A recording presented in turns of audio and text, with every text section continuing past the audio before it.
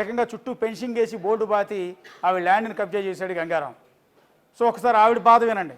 ఆవిడ స్వయంగా టీడీపీ కార్యకర్త. ఒకటండి, ఇది 1926లో మా ముత్తాత గారు జీటీ రేవణ్ణ గారు చెన్నారెడ్డి గారి దగ్గర నుంచి కొన్నారు ఈ ల్యాండ్ని. ఆ తర్వాత ఆయనకు ఒక కొడుకు కుమారుడు నర్సప్ప, ఆ తర్వాత జీటీ నాగప్పకి 7 మంది కొడుకులు కూతుర్లంతా కలిపి. సో టోటల్ ఇది ఒక ఫ్యామిలీ హిస్టరీ. ఒక 100 years నుంచి ఉన్న ఈ ప్రాపర్టీని నాకు రీసెంట్గా ఎవరు ఇంతవరకు టచ్ చేయలేదు. 2 సార్లు కోర్టులో ఒకరు వేశారండి, జిల్లా కోర్టులో కూడా మనమే గెలిచాము. ఆ కాపీ కూడా 93లో వచ్చింది. Next at the same time 2004లో హైకోర్టుకి వెళ్ళింది. 2018 నవంబర్లో మనకు ఆర్డర్స్ కూడా వచ్చేసాయి. ఇది జీటీ నాగప్ప ఫ్యామిలీకి సంబంధించిన ప్రాపర్టీనే అని చెప్పేసి హైకోర్టు నుంచి కూడా వచ్చింది. ఇప్పుడే ఇంకొక విషయం ఏంటంటే, ఇందులో ఆ రోజు ఎప్పుడైతే నాకు December 24th ఒక ఇన్ఫర్మేషన్ వచ్చిందండి. మా పెద్దమ్మ గారు కాల్ చేశారు, లోకల్లో ఇక్కడ ఉంటారు, నేను ఆ రోజు ఊర్లో లేను. ఆ రోజు కాల్ చేసి మన స్థలంలో ఎవరో ఇట్లా కంచు వేస్తున్నారు అని చెప్పారు. సో అక్కడ కాంట్రాక్టర్స్ ఎవరో ఉన్నారు.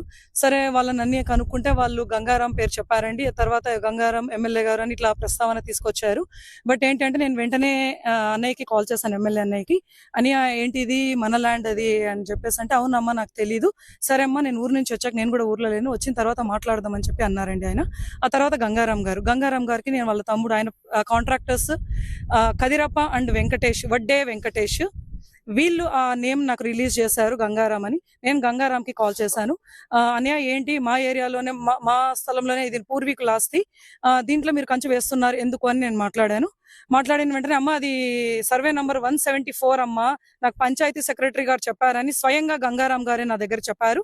కానీ నేను అన్నయ్య అది 179 సర్వే, 174 కాదు, ఆల్రెడీ పిల్లర్స్ స్టార్ట్ చేశారండి. ఆ రోజు నేను చెప్పాను వాళ్ళకి క్లియర్ గా, ఇది మా సర్వే, ఇది మా స్థలం నంబర్, ఇది 179, దయచేసి మీరు ఆపండి అని నేను గట్టిగానే మాట్లాడాను. సరే అమ్మా మేము ఆపేస్తామని అన్నారు. సరే అది అక్కడికి అయిపోయింది. అట్ ద సేమ్ టైం ఆ రోజు స్టాప్ చేసేసారు 24th ఈ జరిగిన ఇన్సిడెంట్. తర్వాత నేను 2 రోజుల తర్వాత అనంతపూర్కి వచ్చాను. వచ్చిన తర్వాత 26th నా ల్యాండ్కి వచ్చాను. నేను వచ్చి మన ల్యాండ్స్ ఎక్కడెక్కడ ఉన్నాయో మొత్తం అన్ని కూడా నేను చూసుకుంటూ వెళ్ళాను.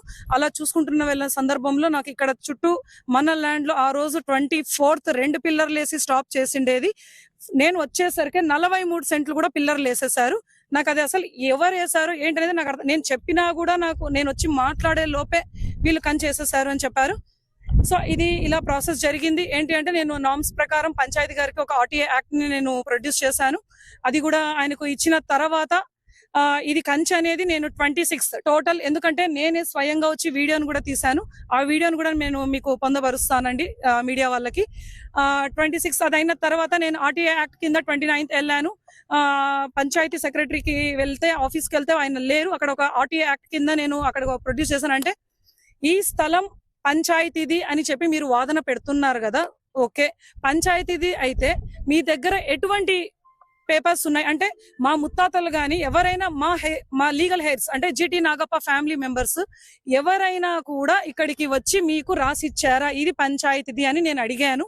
అందుకు వాళ్ళ దగ్గర సమాధానం లేదు, మా దగ్గర డాక్యుమెంట్స్ ఉన్నాయి అన్నారు. సరే మీ దగ్గర ఎటువంటి డాక్యుమెంట్స్ ఉన్నా కూడా మాకు ప్రొడ్యూస్ చేయండి అని చెప్పేసి నేను ఆ రోజు అడగడం జరిగింది RTA యాక్ట్ కింద. తర్వాత నాకు January 7th నేను RTA యాక్ట్ కింద పంచాయతీ సెక్రటరీకి 29th ఇచ్చి ఆఫీస్లో ఇచ్చొచ్చాను. ఆ కాపీ కూడా నా దగ్గర ఉంది. నెక్స్ట్ January 7th నాకు ఒక పంచాయతీ ఆఫీస్ నుంచి ఒక నోటీస్ వచ్చిందండి. అందులో ఏం పొందపరిచారు అంటే, మేము ఇది రెవెన్యూ డిపార్ట్మెంట్ కి పంపించాము. ఆ రెవెన్యూ డిపార్ట్మెంట్ పంపించిన తర్వాత ఇది రెవెన్యూదే అని తేలింది, ఇది పంచాయతీ వాళ్ళకి ఎప్పటి నుంచో సక్రమించింది అని చెప్పేసి ఆయన అందులో రాశారు. ముఖ్యంగా ఇది ఎప్పటి నుంచో సక్రమిస్తే అప్పుడు 7వ తారీఖు వాళ్ళు కంచె వేశారు రెవెన్యూ డిపార్ట్మెంట్ ద్వారా అన్నారు.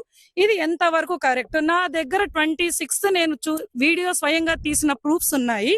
మరి 7వ తారీఖు రెవెన్యూ డిపార్ట్మెంట్ కి తెలిసి కంచె వేసి వెళ్ళిపోయారు అంటే ఇది ఎక్కడికి వెళ్తుందో మీరే చెప్పండి. ఇదే ఒక సమంజసం అంటే, ఇది ఒక జస్ట్ వర్డ్ అండి ఇది. మాట్లాడింది ఆవిడ ఆవేదన విన్నారు కదా. ఆవిడ భూమిని కబ్జా చేస్తే స్వయంగా ఎమ్మెల్యేకి ఫోన్ చేసింది, అన్నయ్య ఏంటి నా భూమిని ఇట్లా కబ్జా చేస్తున్నారు మీ మనుషులు వచ్చాయని. నేను ఊళ్ళో లేను, వచ్చినా కనుక్కుంటానన్నాడు. సరే ఎమ్మెల్యే అనుచరుడు ఈ గంగారాం అనేవాడికి ఫోన్ చేసింది. ఫోన్ చేస్తే అది నీది కాదు ల్యాండ్, పంచాయతీ వాళ్ళు అది మాదని చెప్తున్నారు అంటారు. పంచాయతీ ల్యాండ్ గంగారాం అనేవాడు వెళ్ళి కబ్జా ఎందుకు చేస్తాడు? వెళ్ళి చుట్టూ పెన్షింగ్ ఎందుకు వేస్తున్నాడు? సో ఏ విధంగా ఉంది అనంతపురం అర్బన్లో అనేది మీ అందరికీ కూడా అర్థం చేసుకోవాలి. తెలుగుదేశం పార్టీకి పర్సనల్గా ఇంటెలిజెన్స్ అనేది ఒకటి ఉంటుంది. ప్రతి పార్టీకి ఒక ఇంటెలిజెన్స్ ఉంటుంది. ఆ ఇంటెలిజెన్స్ చేసేది ఏంటంటే ఎమ్మెల్యే పనితీరు ఎట్లా ఉందంటే రెగ్యులర్ పోలీస్ ఇంటెలిజెన్స్ కాదు, పార్టీ ఇంటెలిజెన్స్ అనేది ఒకటి ఉంటుంది రెగ్యులర్గా. ఇది ఎవరికి తెలియదు బేసిక్గా. వాళ్ళు ఏంటంటే అన్ని కాన్స్టిట్యున్సీలో తిరుగుతారు, ఎమ్మెల్యే పనితీరు ఎట్లా ఉంది, ప్రజలు ఏమనుకుంటున్నారు, ఈ రిపోర్ట్ ఎప్పటికప్పుడు పార్టీ అధినేతకి ఇస్తూ ఉంటారు. ఎమ్మెల్యే పర్ఫార్మెన్స్ బాగోకపోతే ఆ రిపోర్ట్ కూడా ఇస్తారు, పార్టీ పిలిపించి వాళ్ళకి చివాట్లు పెట్టి పంపిస్తూ ఉంటుంది. సో ఇక్కడ పార్టీ ఇంటెలిజెన్స్ ఏం చేస్తోంది, ఈ దగ్గుపాటి ప్రసాద్ అనే వ్యక్తి ఒకే రోజు ఇన్ని అరాచకాలకు పాల్పడితే మనకి ఎవిడెన్స్ దొరికాయి కాబట్టి, ఫుటేజ్లు ఉన్నాయి, బాధితుల ఆవేదన అంతా వీడియో రికార్డింగ్ బయటలో ఉన్నాయి కాబట్టి మనం టెలికాస్ట్ చేసాం. ఇట్లా వీడియో లేని బాధితులు బయటికి చెప్పడానికి భయపడుతున్న సంఘటనలు ఎన్నున్నాయి, మీడియా దృష్టికి కూడా రాని సంఘటనలు ఎన్నుంటాయి. ఒకసారి ఆలోచన. ఈ 3 ఎగ్జాంపుల్, మూడిట్లో కూడా చాలా క్లియర్గా అర్థమవుతోంది. ఎవరికి వాళ్ళు లీగల్గా బిజినెస్ చేసుకుంటే వాళ్ళ దగ్గరికి వెళ్ళి దౌర్జన్యాలు చేస్తున్నారు. వైన్ షాపు లిక్కర్లో టెండర్లో పార్టిసిపేట్ చేసి వైన్ షాప్ నడుపుకుంటుంటూ వాడిని బెదిరిస్తారు.